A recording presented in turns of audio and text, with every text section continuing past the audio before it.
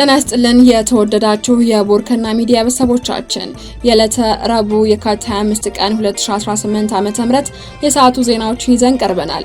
አበይት ዜናዎችን እናስቀድማለን። ፋኖ በኦሮሚያ ክልል ምስራቅ አርሲ ዞን የደረሰውን ጥቃት አወገዘ። የአማራ ፋኖ ብሔራዊ ንቅናቄ በአርሲ ኦርቶዶክሳውያን ላይ የደረሰውን ጭፍጨፋ ማውገዙን ባወጣው መግለጫ አስታውቋል። የዜናችን ቀዳሚ አካል ነው። በትግራይ ክልል የመንግስት ሰራተኞች ደሞዝ ክፍያ መቋረጡ ተገለጸ። ጠቅላይ ሚኒስትር አብይ አህመድ ህወሓት ለጦርነት ዝግጅት እያደረገ ነው ሲሉ ወንጅለዋል። በዝርዝር እናስደምጣችኋለን። ስምረት በትግራይ ክልል የመንግስት ንብረት ሽያጭ መካሄዱን ተቃወመ። ህወሓት ትላልቅ የመንግስት ፕሮጀክቶችን ለሽያጭ አቅርቧልም ሲሉ ከሷል። በዜናችን አካተነዋል። በጃራ ስደተኞች መጠለያ የሚገኙ ተፈናቃዮች ችግር ላይ መሆናቸውን ገለጹ። ዞኑ በበኩሉ ካምፑ የአገልግሎት ጊዜው ማለፉን አስታውቋል። ተጨማሪ መረጃዎች አሉን። ዜናዎቻችን በዝርዝር እናቀርባለን። በቅድሚያም ፋኖ በኦሮሚያ ክልል ምስራቅ አርሲ ዞን የደረሰውን ጥቃት አወገዘ። የአማራ ፋኖ ብሔራዊ ንቅናቄ በአርሲ ኦርቶዶክሳውያን ላይ የደረሰውን ጭፍጨፋ ማውገዙን ባወጣው መግለጫ አስታውቋል። የአማራ ፋኖ ብሔራዊ ንቅናቄ በኢትዮጵያ ኦርቶዶክስ ተዋሕዶ ቤተክርስቲያን ምስራቅ አርሲ ሀገረ ስብከት ስር በሚገኙ ወረዳዎች ነዋሪ የሆኑ የቤተ ክህነቷ ታላላቅ አባቶች፣ ካህናትና ምዕመናን ላይ በደረሰባቸው ጭፍጨፋ ከፍተኛ ሀዘን እንደተሰማው ገልጿል። አፈበነ ከየካቲት 19 ቀን 2018 ዓ.ም ጀምሮ በተፈጸመው ጭፍጨፋ ከ40 በላይ ንጹሃን ነፍሶች በብልጽግና አገዛዝ መር የሽብር ተግባር በጥይት ተደብድበውና በስለት ተወግተው ህይወታቸው አልፏል ያለ ሲሆን በሺዎች የሚቆጠሩትም ንብረታቸው ወድሟል፣ ለዘመናት ከኖሩበት ቀያቸውም ተሰደዋል ብለዋል። አርሲን ጨምሮ የእምነት የቋንቋና የማንነት ብዝሃነት ባለባቸው አካባቢዎች ላይ ኢመደበኛ ኃይሎችን በማደራጀት በዜጎች ላይ ሽብር የሚፈጽመው የብልጽግና አገዛዝ መሰል የዘር ማጥፋት ወንጀልን በግልጽና በስውር ሲፈጽም ይህ የመጀመሪያ አይደለም ሲልም አውግዟል። በዚህ ዓመት በምስራቅ አርሲ ዞን የሽርካ ወረዳ ብቻ ከ164 በላይ ኦርቶዶክሳውያን በተመሳሳይ መንገድ ተገድለዋል ነው ያለው። በርካታ ምዕመናንም የደረሱበት አይታወቅም በማለት አስታውሷል። ጉዳዩ ለህዝብ ጆሮ እንዲደርስ ያደረጉ የሚዲያ አባላትና የተፈጸመውን የሽብር ተግባር ያወገዙ የፖለቲካ ፓርቲዎችን ያመሰገነው አፍብን ጨፍጫፊውን የብልጽግና ስርዓት ለማስወገድ እየታገላቸው ያላቸው የኦሮሞ የፖለቲካ ኃይሎችና ተጽዕኖ ፈጣሪ ፖለቲከኞች መሬት የወረደ ትግል በማድረግ በኦሮሚያ ክልል የሚኖሩ አማራ ህዝብን ህልውና እንዲከበር የበኩላቸው እንድታደርጉ ወገናዊ ጥሪያችንን እናቀርባለን ብለዋል። የሀገር ውስጥና ዓለም አቀፍ ሰብአዊ መብት ማንነትና ሃይማኖትን መሰረት ያደረገው መንግስት መር ጭፍጨፋ በዝምታ ማየታችሁ ከመተባበር ተለይቶ የማይታይ በመሆኑ የአሁኑን ጨምሮ ከዚህ በፊት የተፈጸሙ የሽብር ተግባራት ተጣርተው በአገዛዙ ላይ ዲፕሎማሲያዊ እርምጃ እንዲወሰድም ግፊት እንዲያደርጉ ጠይቀዋል። አፍብን ይህንን ብሔርና ሃይማኖትን መሰረት ያደረገ መንግስታዊ ግድያ፣ አዳዲስ ገዳይና አደረጃጀቶችን በማቋቋም የሚፈጽምና የሚያስፈጽመውን የብልጽግናን አገዛዝ በማስወገድ ሀገራችንን ከቀውስና ከሽብር አገዛዝ ለማላቀቅም ጥሪ አቅርበዋል። በትግራይ ክልል የመንግስት ሰራተኞች ደሞዝ ክፍያ መቋረጡ ተገለጸ። የትግራይ ክልል ጊዜያዊ አስተዳደር በክልሉ ለሚገኙ የመንግስት ሰራተኞች የሚከፍለውን የደሞዝ ጥሬ ገንዘብ እጥረት እንዳጋጠመው በይፋ አስታውቋል።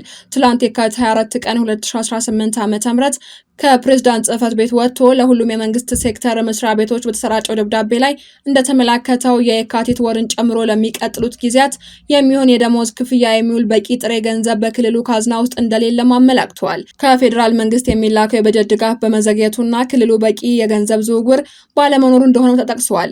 በክልሉ ስር የሚገኙ ሁሉም የመንግስት ሰራተኞችና የስራ ማስኬጃ ክፍያዎች ላይ ተጽዕኖ አርፏል ተብሏል። ክፍያው እስከ መቼ ሊቋረጥ እንደሚችልም በደብዳቤው ላይ በግልጽ ያልተቀመጠ ሲሆን ያልተወሰነ ጊዜ የሚል ይዘት አለው። የውሳኔን በተለይ የኑሮ ውድነት በበረታበት በዚህ ወቅት በሺዎች የሚቆጠሩ ሰራተኞችና ቤተሰቦቻቸው ላይ ከፍተኛ ማህበራዊና ኢኮኖሚያዊ ጫና ሊፈጥር እንደሚችል ስጋትን ደቅኗል። በሌላ በኩል ጠቅላይ ሚኒስትር አብይ አህመድ የህወሓት አመራር ሰፊ ወታደራዊ ዝግጅትና የጦር መሳሪያ ግዥና ወታደራዊ እንቅስቃሴዎችን እያደረገ ነው ሲሉ በትግርኛ በሰጡት ቃለ መጠይቅ ከሰዋል። በፌዴራል መንግስት በኩልም በጭራሽ ትግራይ ላይ የሚጀመር ጦርነት እንደሌለ አረጋግጣለሁ ሲሉም ጠቅላይ ሚኒስትሩ ተናግረዋል። ትላንት ማክሰኞ የካቲት 24 ቀን 2018 ምሽት ላይ የተላለፈው የጠቅላይ ሚኒስትር አብይ ቃለ መጠይቅ በአብዛኛው ያተኮረው ከትግራይ ክልልና ከኤርትራ ጋር በተያያዙ ጉዳዮች ላይ ነው። አብይ ከኢትዮጵያ ዜና አገልግሎት ጋር በነበራቸው የ40 ደቂቃ ገደማ ቆይታ ውስጥ ከግማሽ በላይ የሚሆነውን ጊዜ የወሰደው ስለ ትግራይ ጦርነትና ስለ ፕሪቶሪያው ስምምነት ለተነሱ ጥያቄዎች የሰጡት ምላሽ ነው። የፌዴራል መንግስት በፕሪቶሪያው ስምምነት የጣሉበትን ግዴታዎች እንደፈጸመ የገለጹት አብይ አሁን ችግር ሆኖ ያለው ከወልቃይት አካባቢ የተፈናቀሉ ነዋሪዎችን የሚመለከት ነው ብለዋል። ይህ ደግሞ ግትር አቋም ባለው ቆሞ ቀሩ ኃይል ምክንያት አልተሳካም ሲሉ በህወሓት ውስጥ ይገኛል ያሉትን ቡድን ተጠያቂ አድርገዋል። ብዙ ጊዜ ተነጋግረናል፣ አሁንም እምነታችን ምን እንደሆነ ህዝባችን ያውቃልም ብለዋል። ነገር ግን በቆሞ ቀሩ ግትር አቋም ምክንያት ያሰብነው ሊሳካ አልቻለም ሲሉም አብራርተዋል። በፕሪቶሪያው ስምምነት ውስጥም ትልቁ የቤት ስራ ብለው የሚወስዱት ከወልቃይት የተፈናቀሉ ነዋሪዎች ጉዳይ እንደሆነ ያነሱት አብይ ተፈናቃዮች የግድ ወደ ቦታቸው መመለስ አለባቸው ሲሉም ተደምጠዋል። የሁለት ዓመቱን ጦርነት ያስቆመው የፕሪቶሪያው ስምምነት በሙሉነት እንዳይፈጸም ምክንያት ከሆኑት አንዱም ህወሓት ህገ መንግስቱንና ተቋማትን ባለማክበር ወደ ጎን መተው እንደሆነም በማንሳት ወቅሰዋል። የብሔራዊ ምርጫ ቦርድን ህግ አልተቀበለም ሲሉም ላቀረቡት ክስ ማሳያ ጠቅሰዋል። ሁሉም ወገኖች ተግባራቸውን ካከናወኑ አብዛኛው ችግር ይፈታል የሚል እምነት እንዳላቸው የገለጹት ጠቅላይ ሚኒስትሩ ነገር ግን የህወሓት አመራሮች ለጦርነት እየተዘጋጁ ነው ሲሉ ከሰዋል። ቆሞ ቀሩ ቡድን በሰፊ ወታደራዊ ዝግጅት ላይ ይገኛል። በጣም የሚገርመው ደግሞ በግልጽ ጸረ ኢትዮጵያ ከሆኑ ኃይሎች ጋር መሰለፉ ነው ሲሉ አክለዋል። እንደ አብይ ገለጻ ቡድኑ ተስፋውን ወደ ውጭ ኃይሎች ያደረገው በአባላቱ ላይና በህዝቡ ላይ የነበረው ተስፋ እየተዳከመ መምጣቱን ተከትሎ ነው። የትግራይ ህዝብ በተለይ ወጣቱና ታጣቂዎችን ጨምሮ እምቢ ለጦርነት ሲሉ እያየን ነው በማለትም ተናግረዋል። ይሁን እንጂ ቡድኑ ባለችው አቅም ወታደራዊ ቅስቀሳዎችን እያደረገ ነው ያሉት አብይ የትግራይ ወርቅና ሌሎች ማዕድናትን እየበዘበዘ ለጦር መሳሪያ ግዢ እያዋለ ነው ሲሉም ወንጅለዋል። አብይ ህወሓት የጦርነት ቅስቀሳውን እያከናወነ ያለው ከምርጫ ቦርድ ተሰረዝኩ፣ ተፈናቃዮች ወደ ቀያቸው አልተመለሱም የሚሉ ምክንያቶችን በመጥቀስ እንደሆነም ተናግረዋል። እነዚህ ችግሮችም ራሱ የፈጠራቸው ናቸው ሲሉም ጠርተዋል። የኔ አቋም ከቃላት አልፎ ወደ ወታደራዊ ትንኮሳ ከገባ ግን እንደ ቀድሞ መስሎች ጎርፉ ይወስድሻል ብቻ ነው ማለት የምችለው ሲሉም አስጠንቅቀዋል።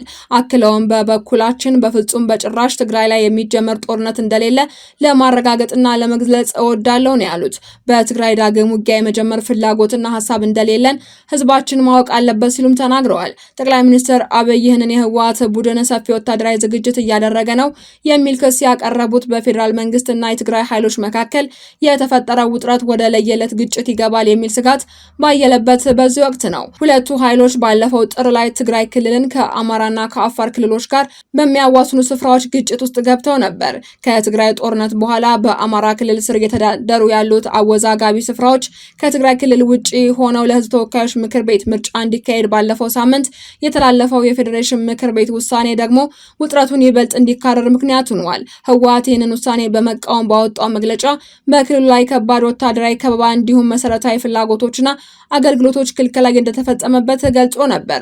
አብይ በትላንትናው ቃለ ምልልሳቸው የፌዴራል መንግስት ወደ ትግራይ በጀት እየላከ መሆኑን ቢጠቅሱም የክልሉ ጊዜያዊ አስተዳደር ከጥቅምት አንስቶ የድጎማ በጀት እንዲሁም የነዳጅ አቅርቦት መቋረጡን እየገለጸ ይገኛል። ጥር ወር ላይ የፌዴራል መንግስትና የትግራይ ኃይሎች መካከል ግጭት በተፈጠረበት ወቅት ወደ ትግራይ ክልል የሚደረገው የአየር ትራንስፖርት አገልግሎት ለ5 ተከታታይ ቀናት ተቋርጦ መቆየቱ ይታወሳል። በክልሉ የሚገኙ ባንኮችም ደንበኞቻቸው በአንድ ቀን ውስጥ ማውጣት የሚችሉት የገንዘብ መጠን ወደ 2000 ብር እንደወረደም ነዋሪዎች ተናግረዋል። በርካታ የክልሉ ነዋሪዎችም በተለይ ወጣቶች ዳግም ሊነሳ የሚችል ጦርነትን ሽሽት ወደ አዲስ አበባ እየተጓዙ እንደሆነም ነዋሪዎች ገልጸዋል። የህወሓት አመራርን የጦርነት ዝግጅት እያደረገ እንደሆነ በመግለጽ ከከሰሱት አብይ በበኩላቸው ቡድኑ ከኤርትራ መንግስት ጋር ግንኙነት እንዳለው የሚያመላክት ገለጻ በትላንትናው ቃለ መጠይቃቸው ሰጥተዋል። ከኤርትራ መንግስት ጥሩ ነገር ማግኘት የማይታሰብ ነው ሲሉም ገልጸዋል። ስለሆነም አቅም ካገኘ ሀገርን ከመመጥበጥ ወደ ኋላ አይልም ሲሉም ከሰዋል። ይሁን እንጂ አሳምረን ስለምናውቀው ዳግም ህዝባችን እንዲበደል እድል አንስጠውም ነው ያሉት። ምናልባት ከሞከረን ደግሞ የመጨረሻ ሙከራ ነው የሚሆነው ብዬ ነው የማምነው ሲሉ ማስጠንቀቂያ አዘል ምላሽ ሰጥተዋል። የኢትዮጵያ መንግስት በአስመራ ላይ ይህንን አይነቱን ክስ በተደጋጋሚ ቢያቀርብም ኤርትራ ውንጀላውን በተደጋጋሚ ውድቅ አድርጋለች። በምላሹም የኢትዮጵያ መንግስት በሉዓላዊ ባህር በር ስም የጦርነት ትንኮሳ እየፈጸመ መሆኑን በማንሳት ኤርትራ ክስ አቅርባለች።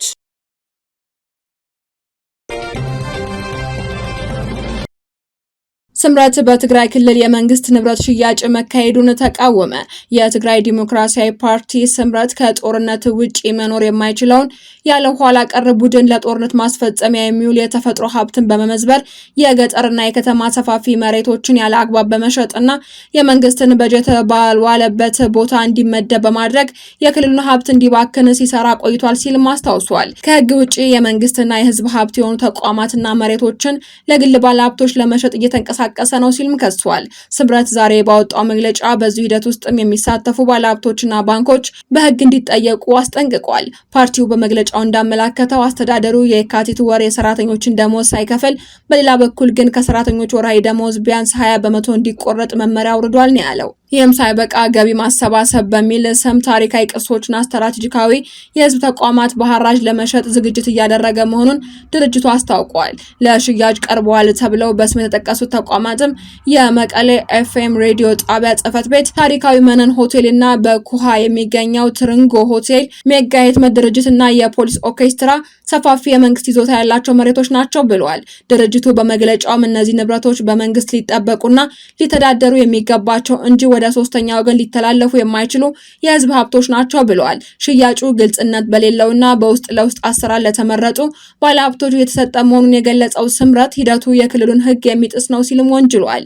በተለይ በሐራጅ ለሚተላለፉ ባለሀብቶች ባስተላለፈው መልእክትም ተጫርተን አሸንፈናል የሚለውን መከራከሪያ ተቀባይነት የለውም በማለት ድርጊቱ በክልሉ ላይ እየደረሰ ካለው ውድመት ጋር ተባባሪ የመሆን ያህል እንደሚቆጠር አስገንዝበዋል። ባንኮችም ለዚሁ ሂደት የፋይናንስ ድጋፍ እና የክፍያ አገልግሎት በመስጠት እጃቸውን እንዳያስገቡ አሳስበዋል። በመጨረሻም የክልሉ ህዝብና ወጣቶች ይህንን ህገወጥ የሐራጅ ሂደት በንቃት እንዲከታተሉትና እንዲታገሉት ስምረት ጥሪ አቅርበዋል። በጃራ የስደተኞች መጠለያ ጣቢያ የሚገኙ ተፈናቃዮች ችግር ላይ መሆናቸውን ገለጹ። መንግስት በዘላቂነት ወደ ቀያቸው እንዲመልሳቸውም ተፈናቃዮቹ ጠይቀዋል። በጸጥታ ችግር ምክንያት በተለይ በኦሮሚያ ክልል ተፈናቅለው በአማራ ክልል ሰሜን ወሎ ዞን በሚገኘው ጃራ መጠለያ ካምፕ ከ4 ዓመት በላይ ተቀመጡ ከ8000 በላይ ተፈናቃዮች የመጠለያ ችግር እንደተጋረጠባቸው ተፈናቃዮችና ዞኑ ገልጸዋል። ህጻናትን ይዞ ከፀሐይና ከዝናብ በማይከላከል መጠለያ መቀመጥ የሚያደርሰው ጉዳት ከባድ መሆኑን የገለጹት ተፈናቃዮቹ የተጠለሉበት ጊዜያዊ ድንኳን በቁርና ፀሐይ ከጥቅም ውጭ የሆነ መሆኑን አስረድተው ዘላቂ መፍትሄ እንዲሰጣቸው ጥሪ አቅርበዋል። የሰሜን ወሎ ዞን አደጋ ስጋት ኮሚሽን ጽህፈት ቤት ኃላፊ አቶ አለሙ ይመር በበኩላቸው ችግር የሆነብን ከመጠለያው ጋር የተያያዘ ጉዳይ ነው ብለዋል። ተፈናቃዮቹ ችግር ላይ ነው ያሉትም ሲሉ አክለዋል። መንግስት በጀት መድቦ ለማሰራት እየሞከረ ነው ሲሉም ገልጸዋል። መንግስት ያልሆኑ ድርጅቶችም ለመስራት ሞክረዋል ያሉ ሲሆን ነገር ግን ሁሉም ጋር መድረስ አልተቻለም ብለዋል። አለሙ አክለውም 1000 ተፈናቃይ እንኳን ያስቸግራል እንኳን 8600 ካሉ በኋላ ካምፑ የተሰራው ለ6 ወር ተብሎ እንደነበርና ነገር ግን የድንኳን መጠለያው 5 ዓመት ማስቆጠሩን አብራርተዋል። ካምፑ ፀሐይ፣ ዝናብ ይፈራረቅበታል ያሉት ኃላፊው የመቀደድ እድሉ በጣም ከፍተኛ ነው ሲሉ አክለዋል። ድንኳን የተሰራበት ዕቃ ጠንካራ ባለመሆኑ የመላላጥና መሸነቋቆር እድሉ በጣም ከፍተኛ ነው ሲሉ አክለዋል። አቶ አለሙ ይመር የሚደግፈን አካል ያስፈልገናል፣ ህፃናት፣ አዛውንት፣ ሴቶች ተፈናቃዮች በብዛት አሉ ሲሉም ተናግረዋል። በካምፑ በትንሽ ችግሮች የመጎዳት ሁኔታዎች አሉ፣ ድጋፍ ያስፈልገናል ሲሉም ጥሪ አስተላልፈዋል። በጃራ መጠለያ 8600 ተፈናቃዮች እንዳሉ የገለጹት ኃላፊው ድጋፉን በተመለከተ በመንግስት በኩል አልተቋረጠም ነው ያሉት። የእርዳታ ድርጅቶችም ከጸጥታው ጋር ተያይዘው ወጥተው ነበር፣ አሁን እየገቡ ነው ብለዋል።